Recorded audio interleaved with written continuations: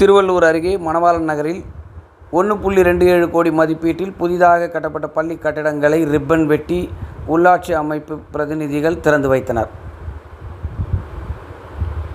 திருவள்ளூர் மாவட்டம் கடம்பத்தூர் ஒன்றியம் மணவாளன் நகரில் உள்ள கே. நடேச செட்டியார் அரசினர் மேல்நிலைப் பள்ளியில் ரூபாய் 1.27 கோடி மதிப்பீட்டில் 2 அடுக்குகள் கொண்ட 6 வகுப்பறைகளை நபார்டு திட்டத்தில் கட்டி அதை தமிழக முதலமைச்சர் மு. க. ஸ்டாலின் காணொலி வாயிலாக திறந்து வைத்தார்.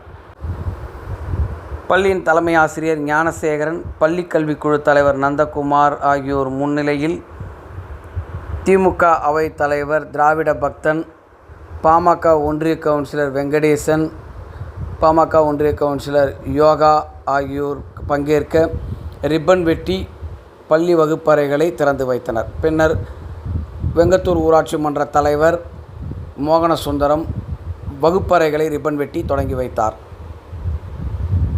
அதன் பின்னர் வகுப்பறைக்குள் குத்துவிளக்கேற்றி பள்ளி கட்டடத்தை மாணவ மாணவியர்களுக்கு ஒப்படைத்தனர்.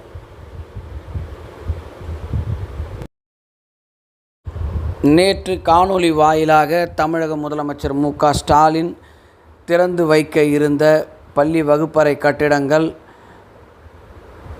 திறக்கப்படாமல் மாணவ மாணவியர்களிடையே ஏமாற்றம் இருந்த நிலையில் இன்று பள்ளியில் ரிப்பன் வெட்டி வகுப்பறைகள் திறந்து வைக்கப்பட்டு குத்துவிளக்கேற்றி நல்ல முறையில் மாணவர்கள் பயன்பாட்டிற்கு வகுப்பறைகளை ஒப்படைக்கப்பட்டது மாணவர்களிடையேயும் ஆசிரியர்களிடையேயும் மகிழ்ச்சியை ஏற்படுத்தியது.